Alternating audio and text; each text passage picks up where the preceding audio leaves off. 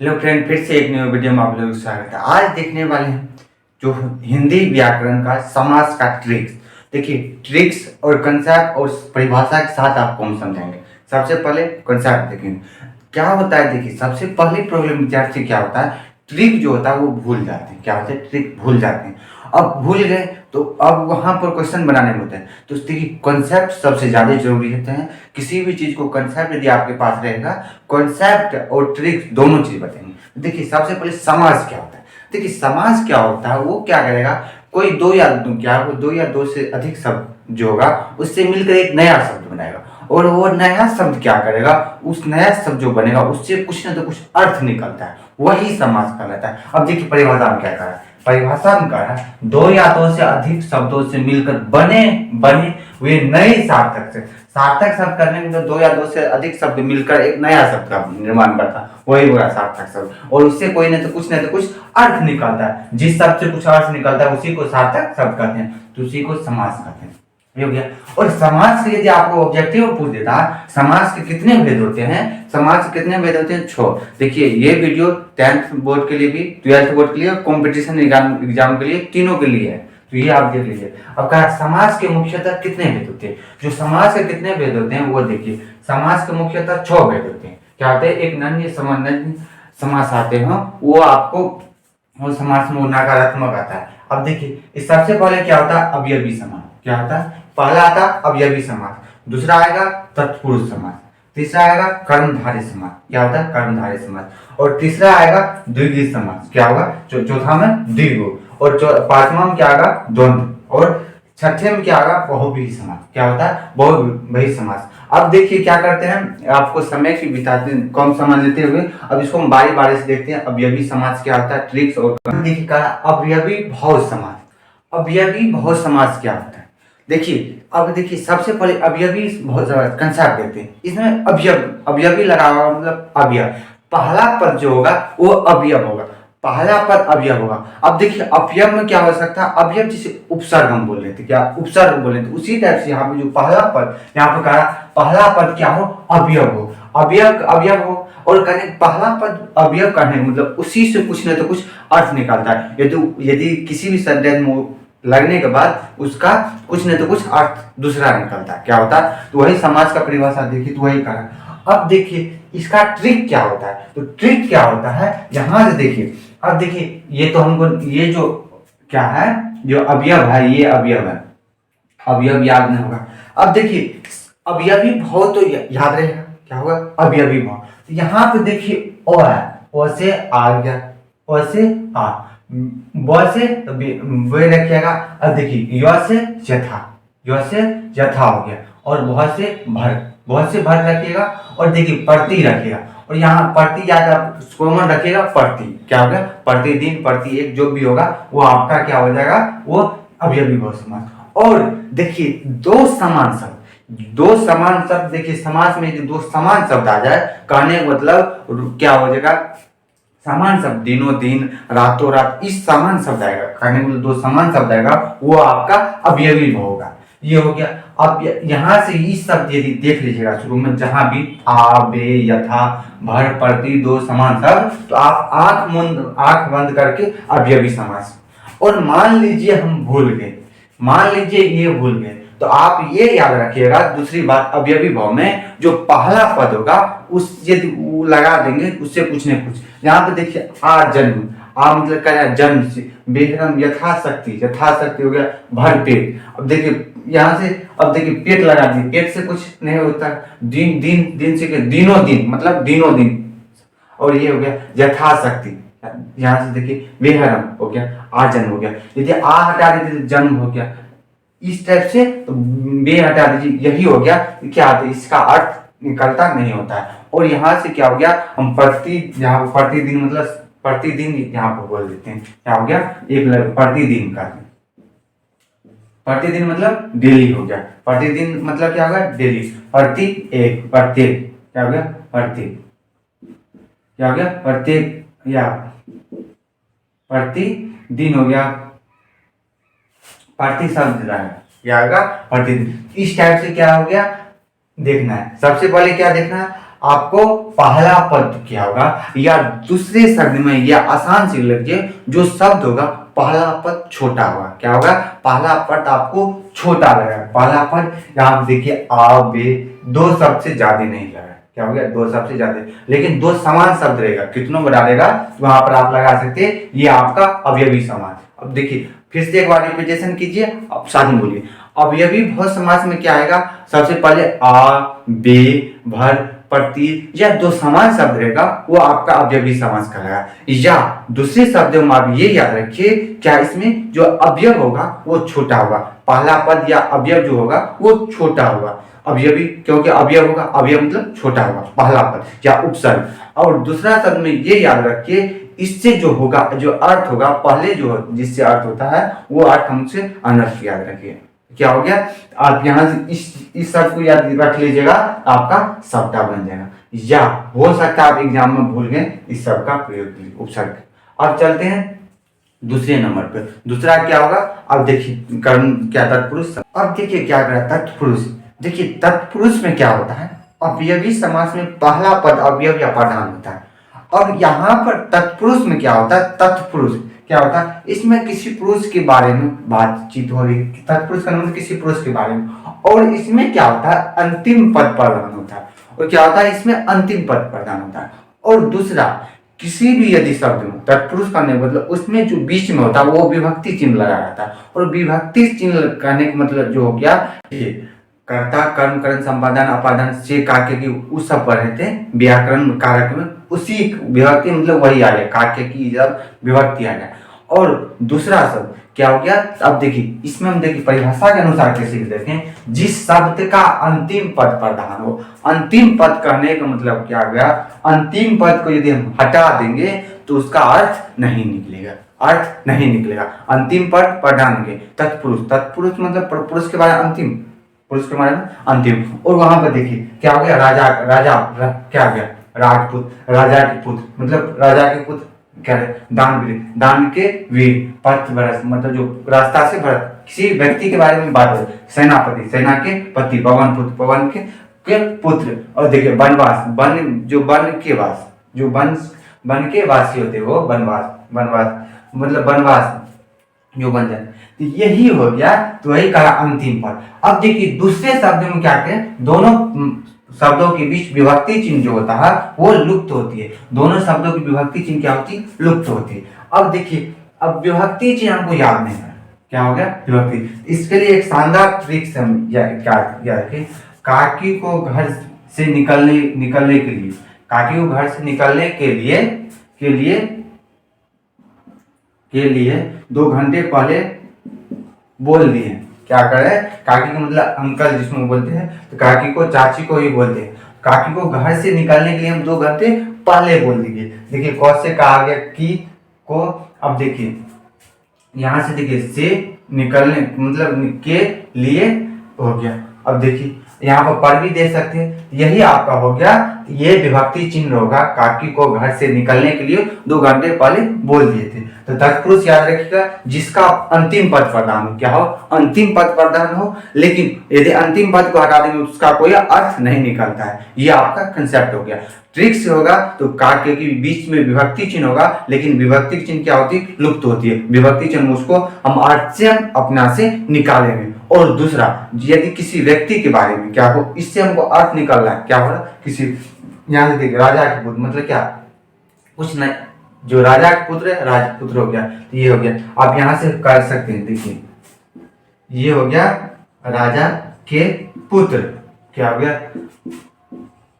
दान के वीर, दान के वीर, क्या हो गया, दान के वीर। ये देखिए यहाँ पर जो कि यहाँ पर हो गया क्या, पद से क्या हो गया, पद से भ्रष्ट मतलब पद से जो क्या हो गया वो भ्रष्ट मतलब बिछड़ गया, क्या हो गया, रास्ता भूल गया, ये हो गया। सेना के प्रति, सेना के जो अध्यक्ष, सेना के जो हेड होते हैं वो सेनापति हो गया। पवन पुत्र, पवन के पुत्र होते हैं वनवास। तो ये हो गया आपका क्या हो गया। अब तत्पुरुष समास, अब देखिए इसका स्क्रीनशॉट नहीं लीजिए, हम आपका इसका जो पीडीएफ होगा इसी लिंक के डिस्क्रिप्शन में दे देंगे। ये था तत्पुरुष। अब देखिए आगे देखने क्या कहा, कर्मधारय समास। देखिए कर्मधारय समास में क्या कहता है, जो पद पहला पद होता है क्या होता है, पहला पद विशेषण होता है, लेकिन वो क्या करता है दूसरे शब्द की विशेषता बतलाती है। पहला पद दूसरे शब्द की विशेषता बतलाती है। अब यहाँ पे देखिए क्या कहा, अंतिम पद को ही उत्तर पद प्रधान हो तथा पूर्व पद उत्तर पद में उपमा क्या करा, उपमा में उपमेय तथा क्या करा विशेषण विशेष का संबंध होता है, कर्मधारय समास का रहता है। ये हो गया। अब यहाँ पे देखिए ट्रिक्स क्या होता है, ट्रिक्स आप यहाँ पे याद रखिए क्या होता है, इसमें हो कैसे शब्द लगाकर हम यदि हो सकता है। अब लास्ट में देखिएगा कमल किसके मतलब क्या कर रहा है, कमल किसके, देखिए यहाँ पे देखिए दूसरा का महापुरुष पुरुष किसके, पुरुष कौन है, पुरुष कैसा है तो महान है। क्या है, पुरुष कैसा महान है। अब देखिए मृग, नयन किसके तरफ, नयन किसके लिए तो मृग, मतलब नयन कैसा तो मृग, नयन कैसा, वृक्ष कैसा अमृत, वृक्ष कैसा अम्र हो गया। ये हो गया। अब यहाँ पर ट्रिक आप याद रखिएगा, कर्मधारय मतलब हो, कैसे क्या हो गया। अब देखिए सर कैसे किसमें लगा रहेगा, वो कैसे होगा, तो कैसे याद रखिए। ये तो एक ट्रिक्स है, एक ये तो याद रख जाएगा, क्या हो जाएगा या देखिए अंतिम पद ये पहला पद, ये जो कंसेप्ट से जाइएगा तो वो हो गया। अब देखिए क्या, चरण कमल किसका, चरण की तरफ, क्या कमल कैसा तो चरण की तरफ, यही था।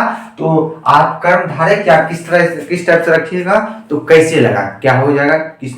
और देखिए आप यहाँ पे ये याद रखिएगा, क्या याद रखिएगा, पहला बात जो इसमें यदि किसी भी चीज को हटाइएगा तो है या जो है, जो विभक्ति जो हटाइएगा तो है हो जाएगा, लेकिन जो कैसे बोला होगा तो वो रखिए। या कंसेप्ट से यदि न हो, कंसेप्ट से यदि इस ट्रिक से नहीं बन रहा, ट्रिक से तो सब बने लेकिन नहीं बन रहा, अब ये याद रखिएगा अंतिम पद प्रधान होनी चाहिए। क्या हो, अंतिम पद तो प्रधान होनी चाहिए, लेकिन जो शब्द होगा क्या होगा, जो शब्द होगा वो उपमा दे रहा, क्या होगा उपमा दे रहा, या दूसरे शब्द में क्या रखे, जो पहला विशेषण है, जो विशेषण है वो विशेष दूसरे को विशेषता बतला, दूसरे शब्द को विशेषता बतलाए। जहाँ पर जो कमल है वो चरण क्या करे, पुरुष जो है वो विशेषता वाला महापुरुष का, नयन है वो किसका, मृग का, वो मृग नयन इसलिए कहा सकता है। या जिसमें नयन ये लगा रहा है, ये आप देखिएगा दो शब्द।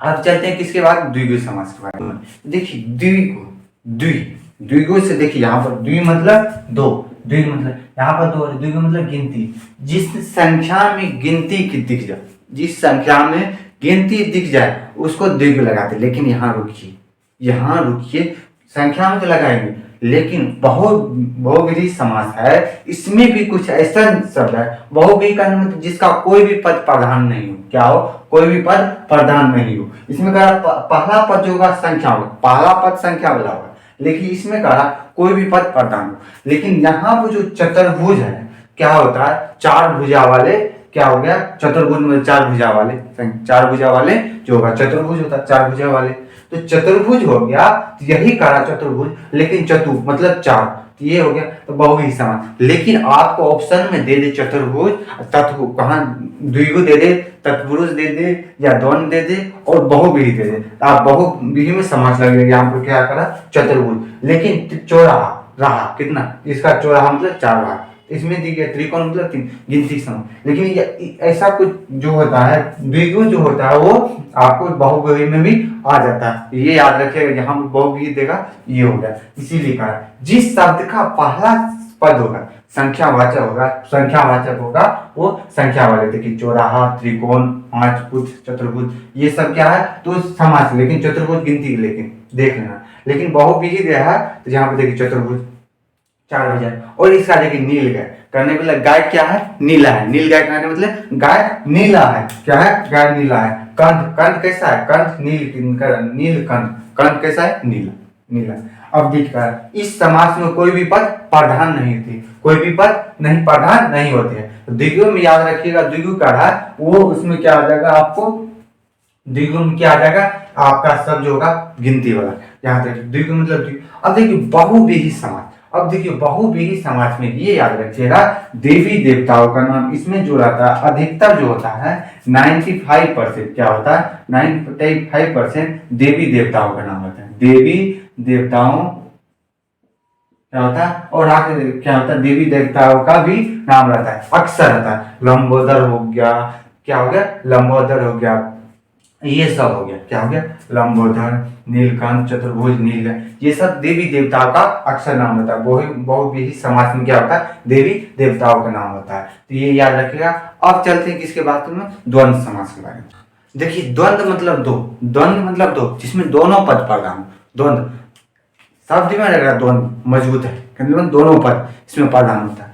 और देखिए दोनों पद कहा जिस समाज का दोनों पद प्रधान हो, जिस समाज का दोनों पद प्रधान होता है वो द्वंद्व समास कहलाता है, द्वंद्व समास। अब देखिए ट्रिक्स याद है जिसमें योजक करी हो, जिसमें योजक करी हो, जिसमें योजक करी हो, योजक क्या हो योजक करी, योजक करने मतलब दोनों में बीच में डैश हो वो द्वंद्व ही होगा, जिसमें योजक करी लग गया वो यहाँ पर क्या होगा द्वंद्व, क्या होगा द्वंद्व क्या।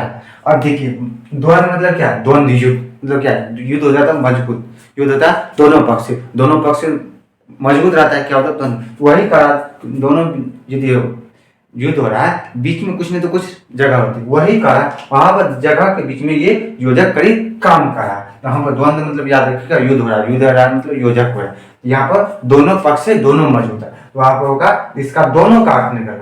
और देखिए एक और याद रखिएगा ये एक दूसरे के विपरीत होती है, क्या होती है यदि युद्ध होगा उसमें हार और जीत होती है, किसी की हार किसी की जीत, तो क्या हार जीत विपरीत है, क्या है हार जीत विपरीत है, द्वंद्व मतलब द्वंद्व युद्ध हो रहा है लेकिन एक बार में क्या है युद्ध में विपरीत होती है, किसी का हार होगी किसी की जीत होगी, यहाँ पे भी द्वंद्व होता है, द्वंद्व मतलब एक दूसरे के उल्टा होते हैं, एक दूसरे के उल्टा होते हैं, क्या होते हैं उल्टा होते हैं। यहाँ देखिए पाप पुण्य, पाप और पुण्य, सुख दुख, गुण दोष, गौरी संकट मारपीट, एक दूसरे क्या है उल्टा है, या आपको जब भी दिख जाए उल्टा या योजक करी आप समझ जाइएगा वो आपको हो जाए, या बीच में योजक करी ना तो मारपीट डायरेक्ट दे दे तो ये होगा। अब देखिए नंच समास क्या होता है, इस समास में पहला पद नकारात्मक होता है, इसका पहला पद का जो अनंत देखिए और क्या है। अब देखिए हम बताए थे अवयवी समास में आ बताए थे तो ये हो गया जिसका कोई अर्थ ना निकले, कि जिसका कोई अर्थ नहीं कोई नज समास होता है।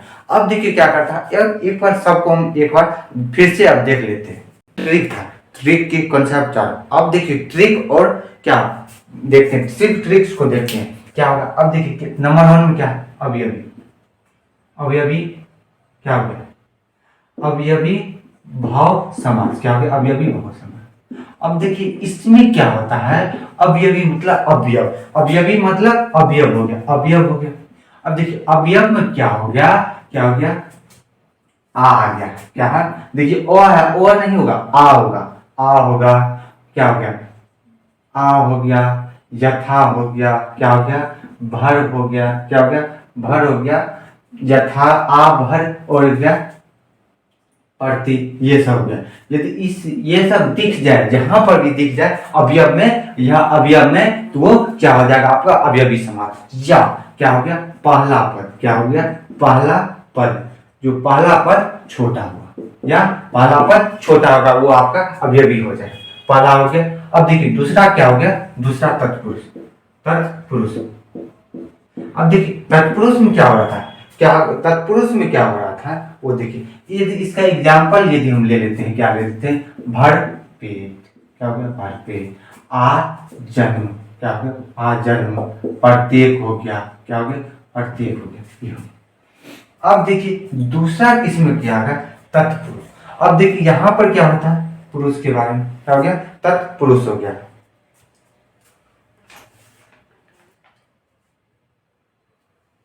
देखिए यहाँ पर तत्पुरुष हो गया, पुरुष के बारे में बात हो रही है, यहाँ पर विभक्ति आप देख लीजिए, क्या हो गया विभक्ति, क्या हो गया विभक्ति। अब देखिए विभक्ति जो हो काके की जो भी हो, विभक्ति मतलब या, और विभक्ति क्या होती लुप्त होती, क्या होती है विभक्ति क्या होती है लुप्त होती है, विभक्ति क्या होती है लुप्त होती है। जैसे क्या हो गया वनवास हो गया, क्या हो गया वनवास हो गया, क्या हो गया राजा राजपूत, राजा के पुत्र, ये सब आ गया। तो आप तत्पुरुष में रखिएगा। विभक्ति जो होती है वो लुप्त होती है, विभक्ति होती है लुप्त होती है। हम काका ये ट्रिक बताए थे। अब तीसरा क्या होगा, तीसरा क्या हो जाएगा, कर्मधारय। क्या हो गया, कर्मधारय। अब देखिए कर्मधारय में क्या होता है, कैसे कैसे कैसे कर्म कैसे कर्मधारय, मतलब कैसे जिसमें लग रहा है, कैसे क्या होगा। देखिए कमल नयन, क्या हो गया, कमल नयन, क्या होगा, कमल नयन। नयन किसके तरह, कमल के नयन तरह। मृग नयन, मृग नयन, क्या हो गया, मृग किसके, नयन किसके तरह, मृग की तरह हो गया। अब देखिए चौथा क्या हो गया, चौथा क्या हो गया, द्विगु। क्या हो गया, द्विगु। क्या हो गया, द्विगु, द्विगु समास। अब द्विगु का मतलब ये समास गिनती के बाद हो रहा है। यहाँ पर द्वि मतलब जिसमें संख्या का बोध होगा, क्या होगा, जिसमें संख्या का बोध होगा वो द्विगु होगा। अब देखिए पांचवा नंबर में क्या चलते हैं, द्वंद, द्वंद जिसमें द्वंद, क्या द्वंद समास मतलब जिसमें युद्ध हो रहा है, क्या है, जिसमें युद्ध हो रहा है, युद्ध हो रहा है दोनों तरफ, क्या होगा, बीच में योजक कड़ी, क्या हो, जिसमें योजक कड़ी हो या जिसमें योजक हो या एक दूसरे के उल्टा हो, एक दूसरे के उल्टा हो, क्या हो गया, उल्टा हो गया। अब देखिए लास्ट छठा, क्या हो गया, लास्ट छठा बहुब्रीहि, क्या हो गया, बहुब्रीहि मतलब 95% किसमें हो, बहुब्रीहि मतलब क्या हो गया, जिसमें देवी देवता का बात, क्या हो, देवी देवता के बाद क्या हो गया, देव कन्या हो गया, क्या हो गया, देव कन्या हो गया। और ले लीजिए देव कन्या हो गया, और भी लिख सकते हैं गौरी, क्या हो गया, गौरी शंकर, इसमें आ जाएगा, क्या हो गया। इसी टाइप से आप ले सकते हैं बहुब्रीहि में जो, क्या हो, जो, या लंबोदर ले सकते हैं, चक्रपाणी ले सकते हैं, ये सब हो गया जिसमें देवी देवता की बात हो रहा है। और नन्य समाज में क्या होता है, नकारात्मक होता है, क्या होता है, नकारात्मक होता है। अब देखिए देखिए इसमें क्या होगा कंसेप्ट, आप चाहकर भी आप इसको भूल नहीं सकते हैं, क्या हो सकते हैं, जिसको नहीं समझ में एक बार फिर से इस वीडियो को देख लीजिएगा। और देखिए क्या होगा, आपको कहीं प्रॉब्लम तो आप कमेंट कर सकते हैं। आज के लिए इतनी, यदि आपको इस वीडियो की लिंक में इसका पीडीएफ दे देंगे, वहां से भी आप देख सकते हैं। तो आज के लिए इतनी, फिर मिलते हैं अगले वीडियो में, तब तक के लिए बाय, टेक केयर, स्वस्थ रहिए, मस्त रहिए।